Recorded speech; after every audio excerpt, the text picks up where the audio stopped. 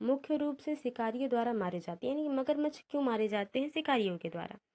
ये जनरल सी बात हुई है। सींगों के लिए, त्वचा के लिए, दांतों के लिए और खुशबू के लिए। तो खुशबू तो उनमें ऐसी कुछ होती नहीं है खास, ठीक है। तो ये मारे जाते हैं उनकी त्वचा के लिए। उनकी त्वचा की जो है मोटी खाल होती है। तो मगरमच्छ मुख्य रूप से शिकारियों द्वारा त्वचा के लिए मारे जाते हैं। बोरा चिपचिपे चावल की एक सामान्य किस्म है, यानी कि चावल की एक किस्म का नाम बोरा है। यह मुख्य रूप से पाया जाता है असम, बिहार, उड़ीसा और तमिलनाडु। तो देखिए दूसरे का जो सही आंसर है वो असम में ये चावल पाया जाता है जिसका नाम बोरा है, यानी कि ये किस्म है उसकी। सर्दियों में दादी अक्सर निम्नलिखित के घोल से त्वचा को रूखेपन से बचाने के लिए उपयोग करती हैं। गुलाब जल और आसूत जल। गुलाब जल, ग्लिसरीन और नींबू का रस और दूध, गुलाब जल और सिरका। तो देखिए दूसरा ऑप्शन इसका सही हो जाएगा, गुलाब जल, ग्लिसरीन और नींबू का रस। ये तीनों मिला के त्वचा पर लगाने पर जो त्वचा होती है वो मुलायम रहती है, रूखेपन से बचाव होता है। एक छोटे पेड़ या झाड़ी की शाखा से लटकने वाला घोंसला बनाने वाला पक्षी कौन सा है? सूर्यपुच्छ यानी कि जो पेड़ पौधों से लटक कर जो घोंसला बनाता है लटका हुआ, वो कौवा, बारबेट, भारतीय रॉबिन। तो देखिए चौथा का जो सही आंसर वो पहला है, सूर्य पक्षी। और इसको किस नाम से जाना जाता है ये आप कमेंट बॉक्स में नोट डाउन करके बताएं। कौवा जो है अपना घोंसला जो है पेड़ की सबसे ऊंची शाखा पर बनाता है। आगे देखते हैं। ट्रेन टिकट PNR दर्शाता है, ठीक है, PNR। यात्री संख्या रिकॉर्ड, यात्री का नाम रिकॉर्ड, व्यक्तिगत नाम रिकॉर्ड और व्यक्तिगत नंबर रिकॉर्ड। देखिए ट्रेन टिकट पर जो PNR है वो दर्शाता है यात्री का नाम रिकॉर्ड। दूसरा ऑप्शन बिल्कुल सही हो जाएगा। मलयालम में माँ की बड़ी बहन को कहा जाता है, मलयालम भाषा में, वलियम्मा, अमुम्मा, थम्मा या दीद। छठे का जो सही आंसर है वो पहला हो जाएगा, वलियम्मा कहा जाता है माँ की बड़ी बहन को मलयालम में। निम्नलिखित में से कौन सा एक स्थान केरल में है? वलसाड़, कोझिकोड, उडुपी या मालाखेड़ा। सातवें के सही आंसर की बात कर ली जाए, केरल में कोझिकोड जो है वो स्थित है। और ये किस लिए प्रसिद्ध है ये आप कमेंट बॉक्स में नोट डाउन करके बताएं। गांव का एक नाम वहां उगने वाले कई खेजड़ी पेड़ों के कारण पड़ा। इस गांव के लोग पौधों और पेड़ों और जानवरों की बहुत देखभाल करते हैं। भारत में यह गांव कहाँ है? उत्तरांचल में है, उत्तर प्रदेश में है, राजस्थान में है या महाराष्ट्र में? देखिए आपको पता है कि खेजड़ी वृक्ष कहाँ पाए जाते हैं और ये कितने उपयोगी हैं। तो आठवें का जो सही आंसर है वो तीसरा हो जाएगा, राजस्थान में जो है खेजड़ी वृक्ष पाए जाते हैं जो कि छायादार होते हैं और इनकी जो है तने जो होते हैं यानी कि जड़ी जो होती है बहुत अंदर तक रहती हैं, ताकि वो जल को अवशोषित करके अपना जीवन यापन कर सके। नौवां है, हाथियों के झुंड का मुखिया होता है। सबसे छोटी मादा हाथी, तो छोटी मादा हाथी मुखिया नहीं होगी। सबसे उम्र दराज मादा हाथी, सबसे बड़ा नर हाथी, सबसे छोटा नर हाथी। तो देखिए नर हाथी भी नहीं, मादा हाथी, वो भी सबसे उम्र दराज मादा हाथी जो होती है वो झुंड की मुखिया होती है, वो रास्ता दिखाती है। मिट्टी के बर्तनों को मजबूत बनाया जाता है बेक करके, गलाने से, भूनने से या जलाने से। देखिए जो मिट्टी के बर्तन होते हैं वे बेक किए जाते हैं, पकाए जाते हैं अच्छे से। आगे देखते हैं पौधे का वह भाग जो दांत दर्द के उपचार के लिए उपयोगी होता है। सौंफ, लौंग, मेथी, अफीम के बीज। तो देखिए लौंग जो है बहुत लोग आप अपने घरेलू अगर देखते होंगे तो लौंग का तेल जो है रुई में लगा के दांतों पे लगाया जाता है। ठंडक की वजह से जो होता है दर्द कुछ हद तक राहत होती है। अगला है कि गेहूं के आटे से चपाती बनाने का सही क्रम क्या होगा? आटे को गूंथ कर, आटे की छोटी छोटी लोइयां बनाकर, लोइयों को बेल कर और आग पर पका कर। तो देखिए ये हो गया। और देखते हैं आटे की छोटी छोटी लोइयां बनाकर, आटे को गूंथ कर लोई बना लीजिए, लोइयों को बेल कर और आग पर पकाकर। यानी कि आटे की छोटी छोटी पहले लोइयां बनाएंगे, पहले गूंथेंगे तब लोइयां बनाएंगे ना, ये गलत हो गया। आटे की छोटी छोटी लोइयां बनाकर लोइयों को बेलकर आटे की लोई, कितनी बार लोई बनाएंगे? आटे को गूंथकर लोई बना लीजिए, लोई बेलकर तैयार कर लीजिए, आटे की छोटी छोटी फिर लोइयां बना लीजिए। पहला ऑप्शन बिल्कुल सही हो जाएगा। आटे को गूंथकर आटे की छोटी छोटी लोइयां बनाकर, लोइयों को बेलकर और आग पर पकाकर। तो ये चपाती बनाने का सबसे सही क्रम है। आगे देखते हैं। नृत्य में मुख्य रूप से मुद्रा और भावनाएं डैश प्रदर्शित करती हैं। तो मुख्य रूप से नृत्य में क्या नृत्य प्रदर्शन? तो भावनाएं, आत्मविश्वास, हाथों और चेहरों की गति। देखिए इसमें सबसे सही ऑप्शन जो है 13 का, वो भावनाएं हो जाएगा कि मुख्य रूप से मुद्रा और जो भावनाएं हैं वो भावना अपने गतिविधियों के तरीके से वो भावना प्रकट कर रही हैं कि क्या वो दिखाना चाहती हैं इस सॉन्ग के माध्यम से, एक नृत्य के माध्यम से। भावना बिल्कुल सही ऑप्शन हो जाएगा। भावनाएं जो बच्चे बोल और सुन नहीं सकते भी सिखाते हैं, सांकेतिक भाषा वो सीखते हैं, सांकेतिक भाषा के माध्यम से, मातृभाषा के माध्यम से, स्थानीय भाषा के माध्यम से या ब्रेल के माध्यम से। 14 का सही आंसर हो जाएगा। तो वो सांकेतिक भाषा के माध्यम से क्या करते हैं, सीखते हैं, जो बच्चे बोल सुन नहीं सकते हैं। निम्नलिखित में से कौन अन्य से भिन्न है? नदी, नदी, पहाड़, झील, तालाब, झरना। तो नदी, पर्वत, झील, झरना। देखिए पहाड़ दिया है, 15 का जो सही आंसर आप समझ रहे हैं, पहाड़ दिया है और यहाँ पे पर्वत दिया है। जो दूसरा है वो क्या है, भिन्न है, यानी कि अलग है। निम्नलिखित में से कौन प्राथमिक स्तर पर पर्यावरण अध्ययन के बाल केंद्रित प्रवृत्ति को इंगित करता है? यानी कि जो कक्षाएं हैं वो बालक के हिसाब से चले, ऐसा नहीं है कि बालक की रुचियां कुछ अलग हैं और विद्यालय में कुछ अलग पढ़ाए जा रहे हैं पाठ्यक्रम। ऑप्शन देते हैं। स्कूल में विद्यार्थियों के जीवन को स्कूल के बाहर उनके जीवन से जोड़ा जाना चाहिए। हाँ, जो उदाहरण दे, ऐसा उदाहरण दे कि बच्चे जो हैं वो अपने परिवार में उस चीज़ को जानते हों, थोड़ा बहुत उनसे परिचित हों, ताकि वो उदाहरण को अच्छे तरीके से समझ पाए। रटने को हतोत्साहित कर कर, यानी कि रटने को बढ़ावा नहीं दिया गया है, ये भी सही बात है। सिखाने के लिए किताबी शिक्षा से प्रस्थान करना, यानी कि किताबी से बाहरी चीज़ों को भी क्या करना है, सिखाना है। तो ये बात भी सही है। स्कूल, घर और समुदाय के बीच स्पष्ट सीमा, स्पष्ट सीमा आप समझ रहे हैं कि स्कूल में इस प्रकार से रहना है, घर में इस प्रकार से रहना है, इस भाषा का यूज स्कूल में करना है और इस भाषा का यूज घर में करना है, जो कि गलत है। सीमाएं नहीं, बच्चों को विविध तरीके से सिखाना है, तो सीमाएं जो है वो गलत है, यानी कि पहला, दूसरा, तीसरा सही हो जाएगा। किस ऑप्शन में है? तीसरे ऑप्शन में है, यानी कि तीसरा ऑप्शन जो है वो सही हो जाएगा। प्राथमिक स्तर पर पर्यावरण अध्ययन के संबंध में निम्नलिखित में से कौन सा कथन सत्य है? ठीक है, पर्यावरण अध्ययन के संबंध से कौन सा कथन सत्य है? कक्षा 3 से 5 तक पर्यावरण अध्ययन एक विषय के रूप में विज्ञान, सामाजिक विज्ञान और पर्यावरण शिक्षा की अवधारणाओं और मुद्दाओं को एकीकृत करता है। तो ये बात सही है कि पर्यावरण अध्ययन में जो है वो विज्ञान भी है, सामाजिक विज्ञान है और पर्यावरण की शिक्षा भी सम्मिलित है। तो ये बिल्कुल सही हुआ। देखते हैं इससे अच्छा अगर ऑप्शन होगा तो वो ऑप्शन सही हो जाएगा। यह विषय कक्षा 1 और 2 में है और इससे संबंधित मुद्दों और चिंताओं को भाषा और गणित के माध्यम से दिया जाता है। ईवीएस पाठ्य पुस्तकों में प्रयुक्त भाषा औपचारिक है। यह एकल विषय दृष्टि नहीं, सबसे सही ऑप्शन जो हो जाएगा वो पहला है। एकल दृष्टिकोण तो है नहीं, बहुदृष्टिकोण से, बहुभाषावाद से सिखाया जाता है सारे सब्जेक्ट्स को। ठीक है, प्राथमिक स्तर पर।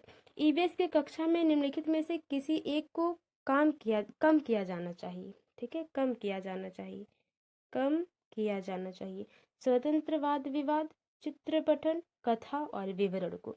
19 का जो सही आंसर हो जाएगा वो हो जाएगा चौथा, कि ईवीएस में कक्षा में जो है वो विवरण को जो है वो कम किया जाना चाहिए।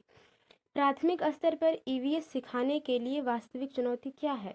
परिभाषाएं और जानकारी है, रटकर सीखना, अवधारणाओं का विवरण है, विद्यार्थियों के लिए खुद को व्यक्त करने के अवसर है। तो सही सबसे आंसर है कि वास्तविक चुनौती ये है कि हम इस प्रकार से बच्चों को पढ़ाएं कि बच्चा क्लास में खुद को रिप्रेजेंट कर पाए, जो भी चीज़ें सिखाई गई हैं उसको बता पाए अपनी भाषा में। चौथा ऑप्शन बिल्कुल सही और पॉजिटिव ऑप्शन हो जाएगा। आगे देखते हैं। प्राथमिक स्तर पर ईवीएस के पाठ्यक्रम में निम्नलिखित में से किस थीम में उपथीम शामिल है?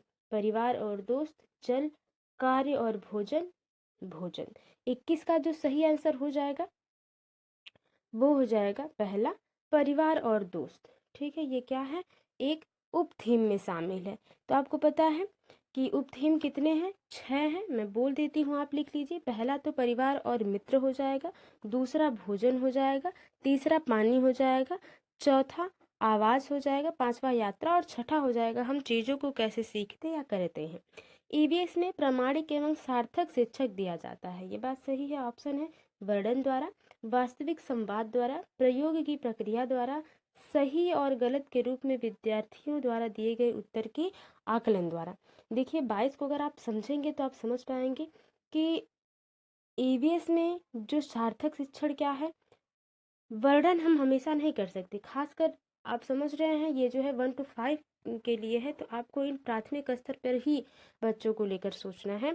तो वर्णन हम प्राथमिक स्तर पर नहीं करेंगे, वास्तविक संवाद हम सारे सब्जेक्ट में वास्तविक संवाद नहीं करवा सकते हैं। हाँ, कुछ हद तक हम जो है भ्रमण विधि करा सकते हैं, खेल विधि, सारी चीज़ें करा सकते हैं, लेकिन वास्तविक संवाद हम बच्चों के सामने नहीं रख सकते क्योंकि बच्चे बहुत छोटे हैं। और संवाद का मतलब है नेगेटिव पक्ष को भी रखना और पॉजिटिव पक्ष को भी रखना, ठीक है। प्रयोग की प्रक्रिया करके, यानी कि खुद से करके सीखना, सही और गलत के रूप में विद्यार्थियों द्वारा दिए गए उत्तर के आकलन द्वारा। तो 22 का जो सबसे सही आंसर हो जाएगा, तीसरा और चौथा हो जाएगा, यानी कि दूसरा ऑप्शन बिल्कुल सही हो जाएगा। यात्रा थीम के मुद्दे केवल विद्यार्थियों के लिए सार्थक हो जाते हैं यदि, यानी कि यात्रा पे बच्चे जा रहे हैं, भ्रमण भ्रमण विधि द्वारा सिखाना, तो यात्रा में कौन सी थीम जो है बच्चों को बहुत प्रभावित करेगी। तो मुद्दों के आसपास बहस आयोजित की जानी चाहिए, ठीक है। विद्यार्थियों को श्रव्य दृश्य दिखाकर, यदि शिक्षकों द्वारा प्रदर्शनियों को दिखाया जाए, थीम आधारित वर्कशीट विद्यार्थियों को देकर। देखिए 23 का जो सही आंसर है उसके बारे में बात कर ली जाए तो मुद्दों के आसपास हम क्या करें, बहस, यानी कि बच्चों में वार्तालाप करवाएं, ठीक है ना, ग्रुप डिस्कशन की बात हो जाएगी। 23 का जो सही आंसर हो जाएगा वो पहला हो जाएगा। आगे देखते हैं, ईवीएस पाठ्य पुस्तक के अलावा ईवीएस सीखने के लिए निम्नलिखित में से कौन सा एक अच्छा संसाधन हो सकता है। क्षेत्र भ्रमण, रेडियो, विकिपीडिया, विश्वकोश। हम कहते हैं पर्यावरण में अगर भ्रमण की बात होती है, क्षेत्र भ्रमण, ठीक है, तो उससे अच्छा ऑप्शन कोई हो नहीं सकता और क्षेत्र भ्रमण ही इसका सही आंसर हो जाएगा, यानी कि पहला ऑप्शन। थीम से संबंधित, यानी कि थीम क्या है, जल है, से संबंधित सामाजिक सांस्कृतिक मुद्दों को प्रभावी ढंग से सीखा जा सकता है, ठीक है। ऑप्शन है भूमिका निर्वाह द्वारा, विद्यार्थियों के बीच वास्तविक वाद संवाद के द्वारा, क्षेत्र भ्रमण द्वारा, प्रदर्शन और गृह कार्य द्वारा। देखिए क्षेत्र भ्रमण है तो ये तीसरा तो होगा ही, ठीक है, तीसरा तो होगा ही। भूमिका निर्वाह, भूमिका निर्वाह यानी कि बच्चा क्या करे, खुद करके, व्यक्तिगत करके सीखे, बिल्कुल। विद्यार्थियों के बीच हम क्या करें, संवाद करवाएं, ये हो जाएगा, यानी कि पहला सी होगा इसमें, पहला, दूसरा, तीसरा। प्रदर्शन और गृह कार्य द्वारा जल थीम को पूरा नहीं किया जा सकता है। ईवीएस पाठ्य पुस्तकों में शामिल है। ईवीएस सीखने के लिए वास्तविक कहानियाँ और कथाएं, वास्तविक घटनाएं, यानी कि ईवीएस को तभी सीखा जा सकता है जब चीज़ें वास्तविक आपके सामने हो रही हों, प्रत्यक्ष अनुभव आप करें, बच्चों को करवाएं। तो क्योंकि वे सूचना और सीखने का एक समृद्ध स्रोत है, सही है ये भी ऑप्शन, सबसे बेस्ट ऑप्शन जो होगा उसको चूज किया जाएगा, ठीक है। वह विद्यार्थियों, शिक्षकों और समुदाय को प्रेरित करे, बिल्कुल मोटिवेटेड हो बच्चा। वह हमें उन अनुभवों को फिर से देखने का अवसर प्रदान कर सकते हैं जिससे हम परिचित हैं, यानी कि जो चीज़ें हम पहले जानते हैं वो क्या करेंगे, हम फिर से देखने का अनुभव, यानी कि हम फिर से उसको देखना चाहेंगे। वे शिक्षकों के लिए ईवीएस के शिक्षण शास्त्र को आसान बनाते हैं, बिल्कुल। जब हम वास्तविक कहानियाँ, कथाएं देखते हैं तो वो हमें जल्दी याद रहती है, प्रत्यक्ष विधि द्वारा करके सीखना ये ज़्यादा, लेकिन जो चीज़ आप पहले से जानते हो क्या उसको फिर से जानना पसंद करेंगे, नहीं। यानी कि तीसरे को छोड़कर पहला, दूसरा, चौथा हो जाएगा, इसका सही आंसर जो हो जाएगा वो 4 हो जाएगा। आगे देखते हैं, ईवीएस के सीखने को मजबूत करने के लिए आकलन का ध्यान केंद्रित होना चाहिए। सीखने के लिए, सीखने पर, सीखने के रूप में सीखने पर, अनौपचारिक सीखने पर। देखिए अनौपचारिक तरीके से आप सीखते हैं तो वो चीज़ें क्या हैं, वो चीज़ें हाँ लंबे समय तक रहती हैं, लेकिन आप सीखने के लिए सीखेंगे, यानी कि आप चाहते हैं कि वो चीज़ आपको आ जाए, आप इसलिए नहीं चाहते कि इससे मुझे ये फ़ायदा होगा, ठीक है। तो ये जो है बिल्कुल सही ऑप्शन, सीखने के लिए अगर आप सीखते हैं, अधिगम करते हैं तो ये बेहतर होगा। राजा एक ईवीएस शिक्षक एक आकलन उपकरण का उपयोग करते हैं, यानी कि एक शिक्षक है जिनका नाम राजा है, वो आकलन उपकरण का प्रयोग करते हैं, यानी कि बच्चों का आकलन चेक करने के लिए उपकरणों का प्रयोग करते हैं, जो विद्यार्थियों के काम के लिए लिखित और मौखिक के रूप मौखिक से दृश्य तक सभी घटकों में उपलब्धि मानदंड को स्पष्ट रूप से इंगित करता है। शिक्षक उपयोग कर रहा है रूब्रिक्स को, चेकलिस्ट, उपाख्यानात्मक रिकॉर्ड, अवलोकन पर। देखिए 28 का जो सही आंसर हो जाएगा वो हो जाएगा पहला, रूब्रिक्स पे। ठीक है, वो उपकरण क्या है, रूब्रिक्स है। रूब्रिक्स को अगर आप जानते हैं तो कमेंट बॉक्स में डिटेल में बताएं, नहीं जानते हैं इसके बारे में डिटेल वीडियोस आएंगी। सब पर अधिगम क्या है और किस प्रकार के अधिगम है, कितने प्रकार के अधिगम होते हैं, तो इसमें हम चर्चाएं करेंगे। ईवीएस में आत्म आकलन यानी कि खुद से आकलन क्या कहलाता है, सीखने के लिए आकलन, सीखने के बारे में सीखना, उपलब्धियों और सीखने के परिणाम के निर्णय के बारे में सीखना है, सीखने का आकलन। 29 का अगर आप देखेंगे तो देखिए हम सीखने के लिए आकलन करेंगे तो वो आकलन बढ़िया है। सीखने के बारे में सीखना, हम किस प्रकार से सीख सकते हैं इसके बारे में जानें और क्या क्या उपलब्धियां हमें मिलेंगी इसका निर्णय लेंगे। पहला बिल्कुल सही हो जाएगा, पहला और दूसरा तीसरा।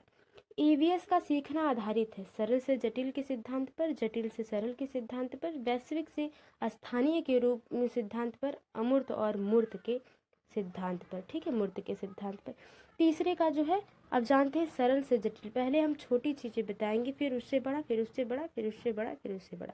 ठीक है, इस तरह से हम क्या करेंगे, सरल से जटिल की तरफ जाएंगे। पहला ऑप्शन बिल्कुल सही हो जाएगा। ये थे टॉप 30 प्रश्न।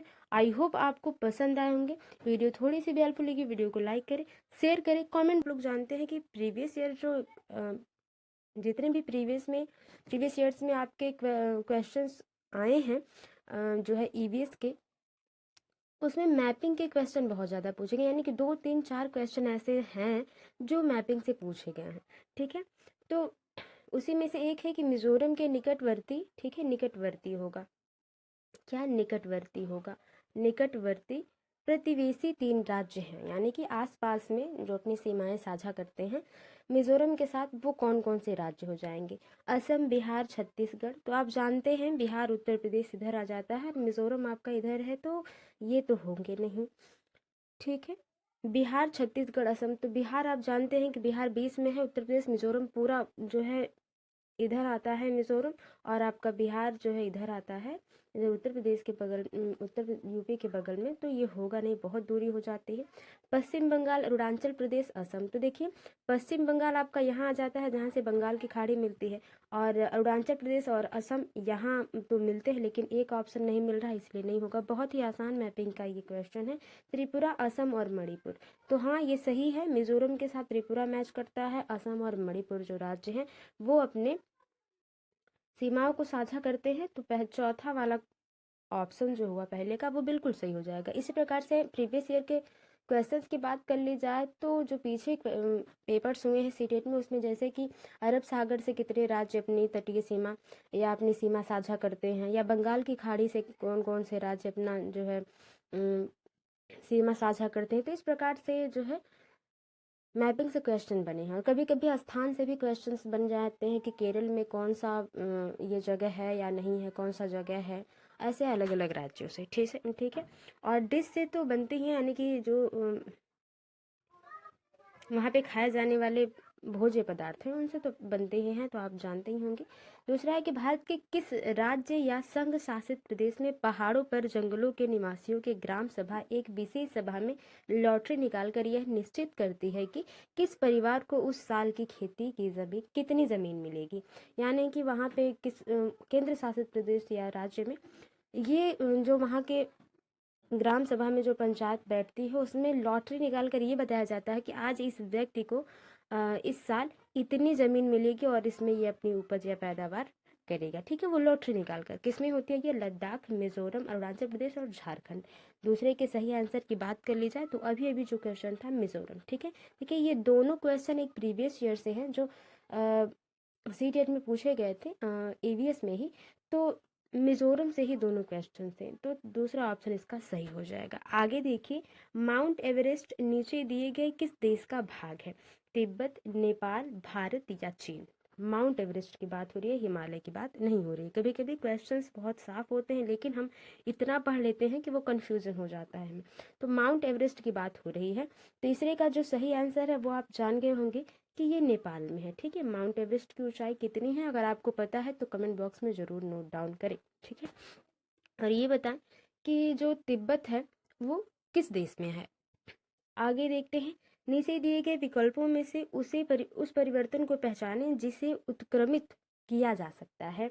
उत्क्रमित किया जा सकता है यानी कि वो जिस रूप में है उसको गलाने के बाद या वो फिर से उसको जलाने के बाद या कुछ भी करने के बाद वो फिर से अपने रूप को परिवर्तित कर लेता है अपने पहले रूप से।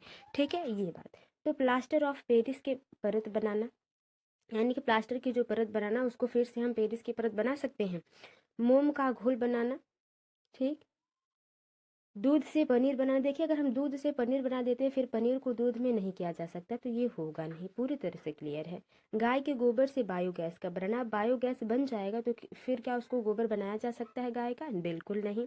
प्लास्टर एक बार बना दिया जाएगा तो वो फिर से पेरिस की परत नहीं बनेंगे। ठीक है, लेकिन मोम का घोल जो होता है वो फिर से मोम में परिवर्तित किया जा सकता है, तो दूसरा ऑप्शन बिल्कुल सही हो जाएगा।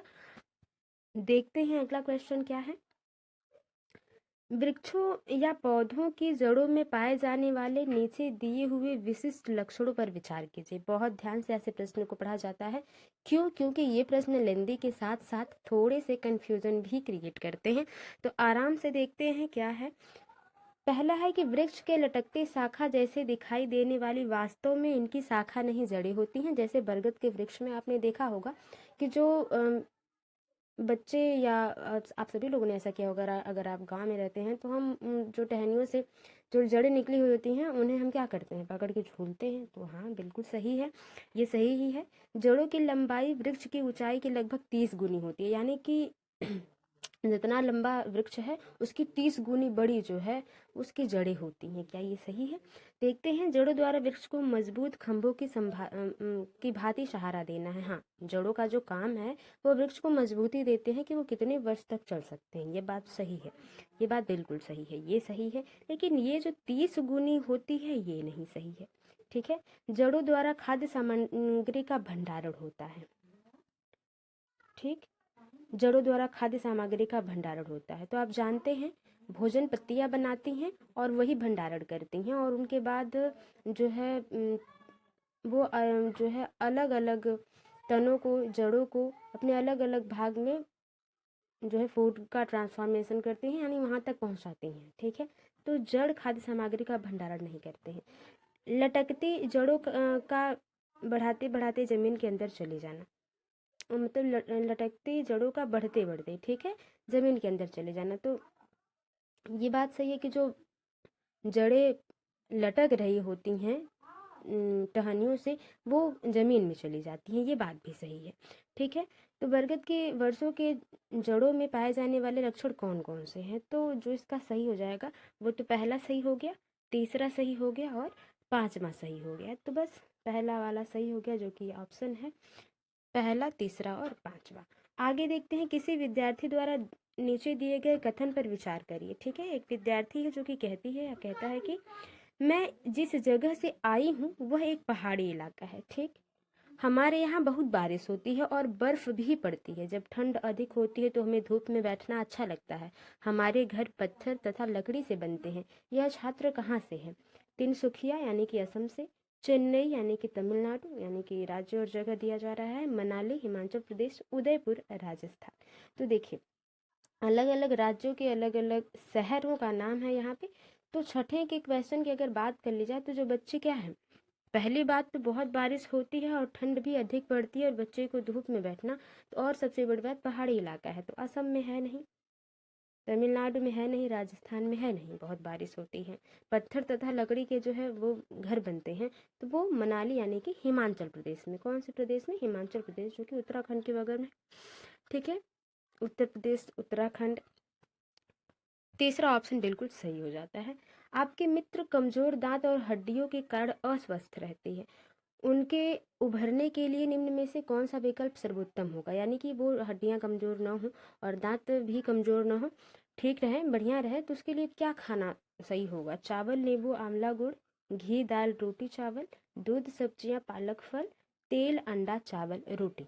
सातवें के सही आंसर की अगर बात कर ली जाए तो देखिए, दूध, सब्जियां, पालक और फल। तीसरा ऑप्शन सही हो जाएगा। बहुत ही आसान सा ये प्रश्न रहा, इसमें बहुत ज़्यादा जो है विचार करने की आवश्यकता है नहीं। फिलहाल चलते हैं मधुमक्खी के छात्रों नहीं छत्तों, ठीक है, छत्तों के विषय में नीचे दिए गए कथनों पर विचार कीजिए। प्रत्येक छत्ते में बहुत बहुत सी रानी मक्खियाँ होती हैं जो अंडे देती हैं। तो देखिए, अगर बात कर ली जाए कि क्या सही है, तो पहला ऑप्शन बिल्कुल गलत हो जाता है। क्यों? क्योंकि रानी मक्खी एक ही होती है और लोग उनकी जो कर्मचारियाँ होती हैं वो खाना ला के देती हैं। तो एक ही रानी मक्खी होती है और वही अंडे देती है।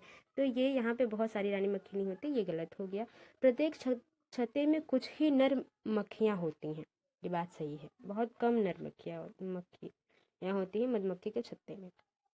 छत्ते में बहुत सारे काम करने वाली मुखिया भी होती हैं जो शहद के लिए, ठीक है, शहद के लिए फूलों का रस एकत्र करते हैं। ये सही है, ठीक है, ये सही है, यानी कि दूसरा और तीसरा सही है। आगे देखते हैं कि यदि काम करने वाले मुख्य ना हो तो छत्ता और शहद नहीं बन सकते। अगर काम करने वाले जो मुख्य कर्मचारी नहीं हैं तो शहद बनना मुश्किल है, ये बात भी सही है, ठीक है, अगर कर्मचारी नहीं होंगे। मक्खी छत्ते के लिए बहुत महत्वपूर्ण होते हैं क्योंकि यह रस वाले फूलों को खोजने में सहायता करते हैं। इनमें से सही कथन है, यहाँ पे मक्खी नहीं, यहाँ पे नर मक्खी है, ठीक है, यहाँ पे नर मक्खी छत्ते के लिए बहुत महत्वपूर्ण होते हैं। तो ये गलत है क्योंकि जो नर मक्खी होते हैं वो इम्पॉर्टेंट नहीं होते हैं, ठीक है, उनका बहुत ज़्यादा रोल नहीं होता है। तो दूसरा सही है, तीसरा सही है और चौथा सही है, तो जिसका सही आंसर हो जाएगा चौथा, ठीक है। आगे देखते हैं, नीचे दी गई उस विशेषता को चुनिए जो नीचे दिए सभी जानवरों में पाए जाते हैं। कछुआ, अजगर, बाज, छिपकली, शहद की मक्खी। इसमें जो सब में होगा वो सही होगा। शरीर का सल्कों से ढका हुआ होना, यानी कि जो शरीर है वो एक हार्ड कवच या किसी हार्ड चीज से जो है, जैसे कछुआ में आप लोगों ने देखा है, वो ढका हुआ होता है, ठीक है। तो देखिए, ये सब में नहीं होता, कछुआ में होता है और किसी में नहीं होता ये, ठीक है, तो ये तो होगा नहीं। भूमि पर तथा जल दोनों में रह लेना,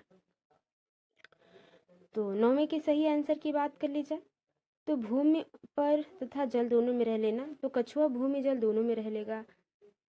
बाज तो जल में रह नहीं सकता, शहद की मक्खी जल में रह नहीं सकती, तो ये भी गलत हो गया।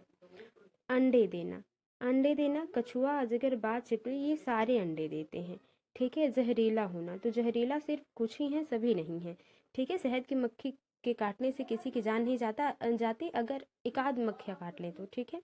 तो अंडे देना एक ही चीज़ है जो मिल रही है, वो अंडे देना, ठीक है। तो तीसरा ऑप्शन बिल्कुल सही हो जाएगा। ऐसे प्रश्नों में थोड़ा सा आपको अपने आप में कॉन्फिडेंस रखना है क्योंकि कन्फ्यूजन बहुत होती है एग्जाम के टाइम पे। तीसरा ऑप्शन बिल्कुल सही हो जाएगा। केचुओं के बारे में नीचे दिए गए कथनों पर विचार कीजिए। ये ज़मीन में छेद बनाते रहते हैं जिससे ज़मीन पोली हो जाती है, ये बात बिल्कुल सही है, ताकि जो ज़मीन है वो उपजाऊ ही रहती है, बिल्कुल सही। ये मृत पत्तियों और पौधों को खाती है और इनके मल से मृदा उपजाऊ बनती है, ठीक है। तो ये भी बात सही है कि वो जो उनके मल से मृदा उपजाऊ बनती है, बिल्कुल सही बात है ये। अगला देखते हैं कि यह जिस कंपोस्ट को बनाते हैं वो फैक्ट्री में बने उर्वरकों से महंगे होते हैं। नहीं, तीसरा वाला हम लोगों ने पढ़ा नहीं, ये अपशिष्ट को कंपोस्ट में परिवर्तित कर देती हैं, ये बात भी बिल्कुल सही है, ठीक है। ये जो अपशिष्ट बनते हैं इनसे वो क्या होते हैं, बहुत ये जो अपशिष्ट होते हैं वो कंपोस्ट में परिवर्तित कर देते हैं, ये बात भी सही है। यह जिस कंपोस्ट को बनाते हैं वो फैक्ट्री में बने उर्वरकों से महंगे होते हैं, ऐसी बात नहीं है। रसायनों का छिड़काव केंचुओं को प्रभावित नहीं करता, बिल्कुल प्रभावित करता है। इनमें से जो सही कथन है वो पहला, दूसरा और तीसरा है, इसमें कुछ सोचना नहीं है, तीसरा ऑप्शन बिल्कुल सही हो जाता है। आगे देखते हैं, प्राथमिक स्तर पर पर्यावरण अध्ययन की बाल केंद्रित प्रवृत्ति किसके कारण है? प्रवृत्ति किसके कारण है? पर्यावरण की बात आ रही है और अध्ययन पे, वो भी बाल केंद्रित शिक्षा पर। तो गतिविधि आधारित शिक्षा रटना सीखना नहीं है, ये तो दूसरा बिल्कुल पहले गलत हुआ, ठीक है, रटना सीखना नहीं है। गतिविधि आधारित शिक्षा यानी कि करके सीखना, बिल्कुल सही है। पाठ्य पुस्तक आधारित शिक्षा, पाठ के हिसाब से यानी पुस्तक के हिसाब से बच्चों को नहीं ढालना है, बच्चों के हिसाब से पुस्तक बनानी है, सीखने के लिए स्कूल, घर और समुदाय की भागीदारी। बिल्कुल, स्कूल में भी बच्चों को हेल्प मिले, घर पे भी, और जो वो उनके जो जिस ग्रुप में वो हैं, जिस क्लास में वो हैं, उनमें बच्चों की क्या सहयोगिता मिले, भागीदारी मिले। बिल्कुल ठीक है, जहाँ पे बच्चे एक्टिव हों, सक्रियता की बात हो रही है। तो पहला सही हुआ और चौथा सही हुआ। तो बिल्कुल ही 11 का जो सही आंसर हो जाएगा, चौथा ऑप्शन बिल्कुल सही हो जाएगा। कौन सा ऑप्शन? चौथा ऑप्शन, पहला और चौथा। आगे देखते हैं, प्राथमिक स्तर पर पर्यावरण अध्ययन का उद्देश्य है। बहुत ही आसान प्रश्न है ये। क्वेश्चन ऑप्शन देखते हैं कि फंसाने वाला न हो। कभी कभी ऐसा होता है कि क्वेश्चन आसान होता है, ऑप्शन फंसा देते हैं, ऑप्शन आसान होते हैं, क्वेश्चन फंसा देता है। तो फिलहाल यहाँ देखते हैं कि बच्चों को अपने स्वयं के सीखने पर प्रतिबिंबित करने के लिए प्रोत्साहित करना। कहने का मतलब है, यहाँ पे ये कहा जा रहा है कि बच्चा जब खुद से सीख रहा है चीज़ों को, तो उसमें हम क्या करें? उसे प्रोत्साहित करें कि बेटा आप बढ़िया कर रहे हैं। बिल्कुल बात सही है, बच्चों को प्रोत्साहित ही तो करना है। बच्चों को पर्यावरणीय समस्याओं को हल करने में सक्षम बनाना, ताकि वो उस पर तर्क वितर्क कर सके, उनके काबिल बनाना उनको। बिल्कुल सही बात है ये। बच्चे को नए ज्ञान का सृजन करने के लिए संलग्न करना। बच्चे कुछ नया करेंगे तभी तो कुछ नया सीखेंगे, यानी कि उन्हें जो बच्चे कर रहे हैं उन पे उनका सहयोग करना। बिल्कुल ये भी बात सही हो गई। अब है कि बच्चों को ज्ञान के एक निश्चित निकाय के प्राप्त करना के रूप में व्यवहार करना, कि आप ये कहने का मतलब ऑप्शन का है कि ज्ञान को सिर्फ आप ही दे सकते हैं, एक निश्चित निकाय के प्राप्तकर्ता के रूप में व्यवहार करना, कि बच्चे को ज्ञान सीखना ही है और ये एक ही जगह से सीखना, चाहे वो पुस्तक से या आपसे। तो ये ऐसी बात नहीं हुई। पहला, दूसरा, तीसरा सही हो जाएगा, यानी कि पहला ऑप्शन है बिल्कुल, इसमें पहला ऑप्शन सही हो जाएगा। आगे देखते हैं, प्राथमिक स्तर पर पर्यावरण अध्ययन के संबंध में निम्नलिखित में से कौन सा कथन सत्य है? जो सही ऑप्शन होगा, सबसे पॉजिटिव ऑप्शन होगा, वही ऑप्शन सही होगा।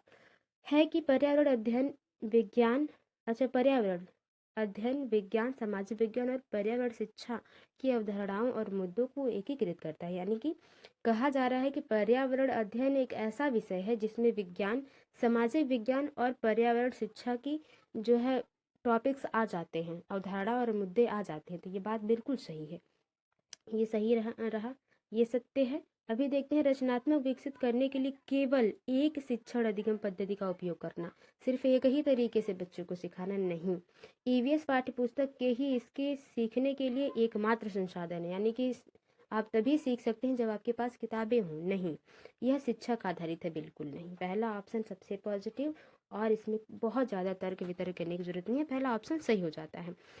प्राथमिक स्तर पर ईवीएस सीखने के लिए चुनौती है, रटना सीखना, सम्मित आधारित सीखने का स्तर, अवधारणाओं का विवरण, बच्चों को अपने लिए ज्ञान का निर्माण करने का अवसर देना। देखिए 14 का जो सही आंसर है वो चौथा ही है। बच्चे को हम वो अवसर दें, बच्चा करके सीखे, ताकि वो खुद करके सीखेगा तो वो अपने ज्ञान का निर्माण करेगा, और अस्थायी नहीं बल्कि अस्थायी अधिगम होगा।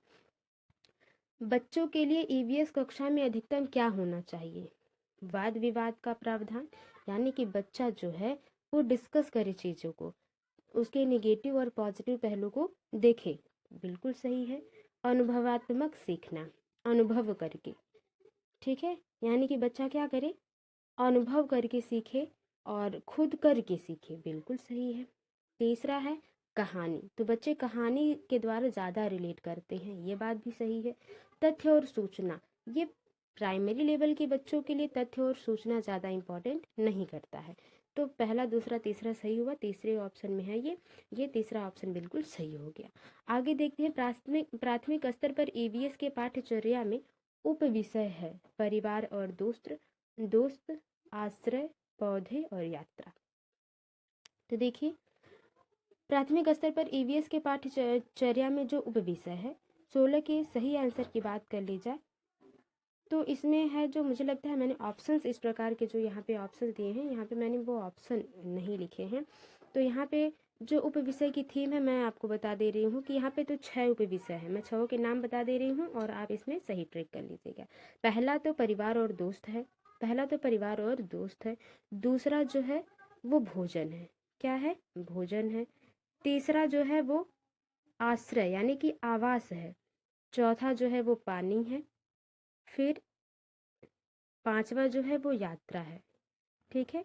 और छठा जो है कि जो चीज़ें हम बनाते हैं या करते हैं, ठीक है, जो चीज़ें हम सीखते हैं अपने से और अच्छी चीज़ों को बनाते हैं, वो सारी चीज़ें, जो चीज़ें हम सीखते या करते हैं। तो आपने देखा इसमें जो उपविषय नहीं है वो पौधे होंगे, ठीक है, यानी कि उपविषय नहीं है यहाँ पे होना चाहिए, ठीक है, या यहाँ पे इस प्रकार के जो ऑप्शन होने चाहिए। तो मुझसे थोड़े क्वेश्चन जो है मिसप्रिंट हुए हैं, आई होप आप समझ पाए होंगे। मैंने 6 वो जो है आपके उपविषय बता दिए हैं, ठीक है। आगे देखते हैं, ईवीएस की सार्थक सीख दी जा सकती है। ईवीएस सामग्री को व्यक्तिगत रूप से आयोजित करके। कहा जा रहा है कि हम ईवीएस की यानी पर्यावरण को किस प्रकार से अच्छे तरीके से सिखा सकते हैं, ठीक है। तो यह बात सही है कि व्यक्तिगत रूप से आयोजित करके पूरी तरह से हम एक जो है एक रूपरेखा बताएं कि बच्चों को किस प्रकार से हम ये चीज़ें सिखा सकते हैं। बिल्कुल वास्तविक संवाद और वृत्तांत के द्वारा, जैसे ग्रुप डिस्कशन करके, बातचीत करके, वाद विवाद करके, बिल्कुल सही। तीसरा है प्रयोग द्वारा, करके सीखने पर जहाँ बल देगा वो सही होगा, ये बिल्कुल सही है। विद्यार्थियों द्वारा दिए गए उत्तरों का मौखिक मूल्यांकन करके, नहीं, आप मौखिक मूल्यांकन यहाँ पे बात ही नहीं रही, यानी कि पहला, दूसरा, तीसरा, चौथा ऑप्शन बिल्कुल सही हो जाएगा 17 का। ईवीएस के संबंध में प्रासंगिकता का मतलब क्या है? ईवीएस को सरल से जटिल तक सीखना, ज्ञात से अज्ञात की ओर होगा की ओर ईवीएस सीखना, उदाहरण के माध्यम से ईवीएस सीखना, ईवीएस सामग्री को वास्तविक जीवन स्थिति और विद्यार्थियों के तत्काल वातावरण से जोड़कर सीखना, यानी कि जो बच्चा जिस पर्यावरण में, जिस इन्वायरमेंट में रह रहा है उससे जोड़कर विद्यालय में चीज़ों को पढ़ाया जाना। तो आप जानते हैं जहाँ पे ऐसे प्रश्न होंगे, जैसे ऑप्शंस होंगे, वो बिल्कुल सही होंगे, चौथा ऑप्शन बिल्कुल सही हो जाता है। अगला है कि भोजन विषय के मध्य विद्यार्थियों के लिए सार्थक और प्रामाणिक हो सकते हैं। भोजन एक विषय है, भोजन विषय पर किस प्रकार से आप एक अच्छी सीख दे सकते हैं यदि मुद्दों के इर्द गिर्द समूह कार्य और चर्चाएं आयोजित की जाए। तो ये बात सही है कि जो भी मुद्दा है, यानी कि जो भोजन मुद्दा है उस पर समूह कार्य हो, यानी कि ग्रुप में चीज़ों को समझाने के लिए दिया जाए और वहाँ पे डिस्कशन हो, ग्रुप डिस्कशन हो, बिल्कुल सही ऑप्शन है। प्रश्नोत्तरी आयोजित की, प्रश्न उत्तर, जब बच्चा कुछ सीखेगा तभी तो प्रश्न उत्तर करेगा, तो ये तो सही नहीं रहा। शिक्षकों द्वारा प्रदर्शन, बच्चों को सीखना है कि शिक्षक को सीखना है। पाठ्य पुस्तक के संसाधन के रूप में, सिर्फ पाठ्य पुस्तक के द्वारा हम बहुत अच्छा नहीं सिखा सकते, पहला ऑप्शन बिल्कुल सही है, बिना कहे सुने सही हो जाएगा। आगे है कि ईवीएस सीखने के लिए कौन सबसे अच्छा संसाधन हो सकता है? क्षेत्र भ्रमण का आयोजन, स्कूल पुस्तकालय, ट्विटर, फेसबुक, सब बढ़िया है अपनी जगह, लेकिन सबसे अच्छा संसाधन जो होगा वो क्षेत्र भ्रमण, यानी कि प्रत्यक्ष अनुभव करके सीखना, ये क्षेत्र भ्रमण से हो जाता है। बिल्कुल 20वें का पहला ऑप्शन